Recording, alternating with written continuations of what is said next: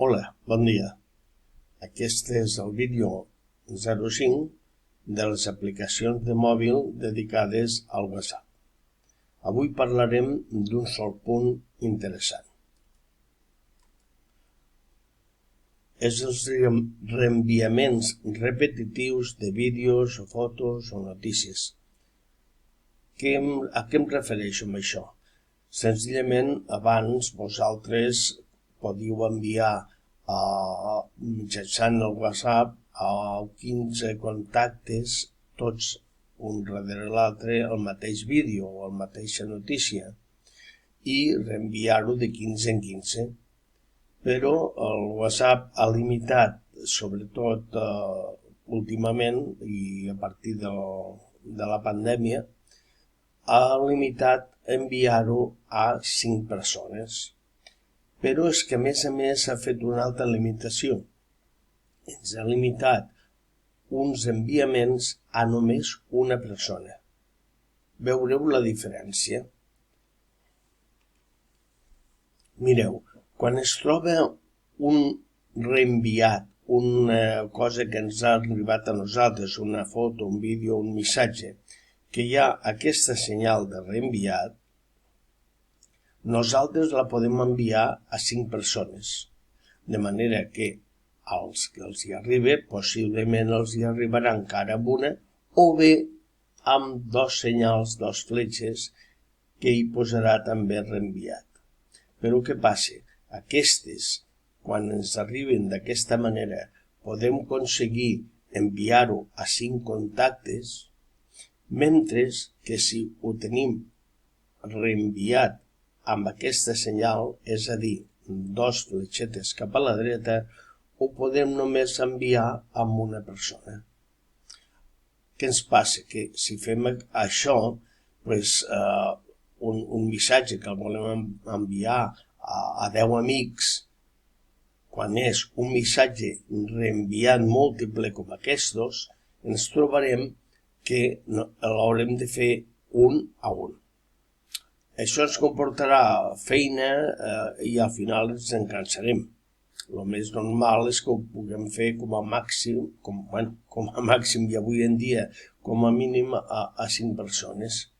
Aleshores, hi ha una petita trampeta per poder fer això, que ara tot seguit us explicaré. Fixeu-vos bé també que els vídeos, sobretot, que us arriben per primera vegada, estan amb aquesta fletxa a l'esquerra o a la dreta si l'heu enviat vosaltres, i vol dir que estan reenviats i podeu enviar, per tant, a 5 contactes.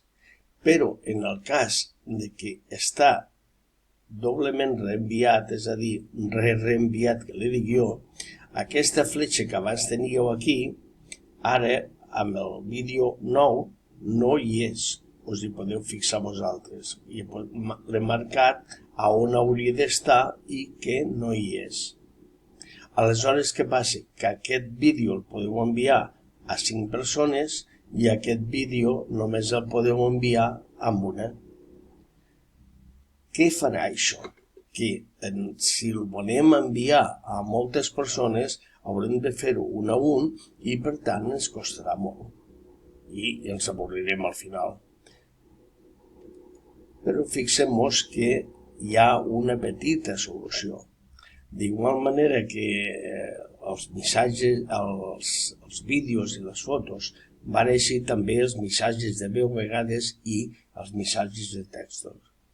Però fixem-nos que si volem enviar a 6, 10 o més persones, ho haurem de fer d'alguna manera, ho podem fer d'alguna manera. I ara també és interessant, si heu vist el meu vídeo número 4, allí us explico com fer un núvol particular. En aquest cas us ajudarà molt a tindre una bona solució. Fixeu-vos.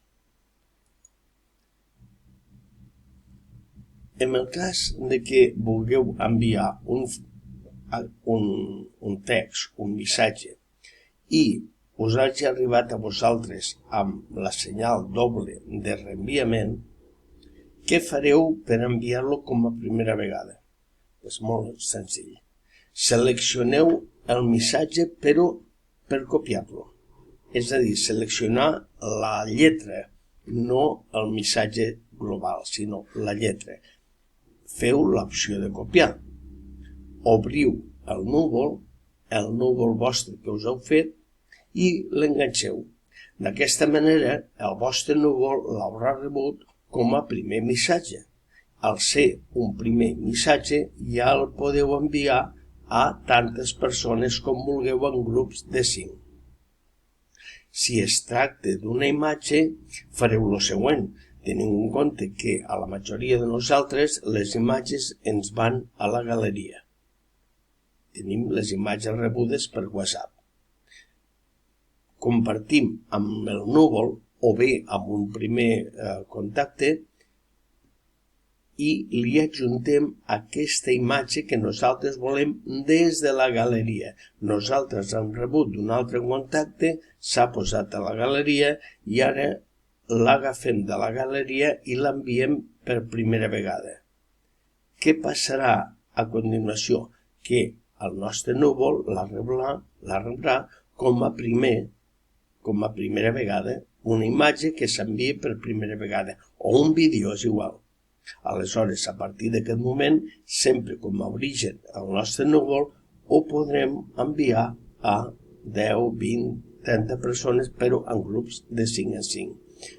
Desgraciadament només podem fer avui en dia de 5 en 5. Bé, i això és tot. Ja veieu que és molt curt aquest vídeo, però us pot ser útil per continuar treballant amb el WhatsApp i aprendre coses noves. Fins aviat a tots i tenim en compte que això és tot. Gràcies.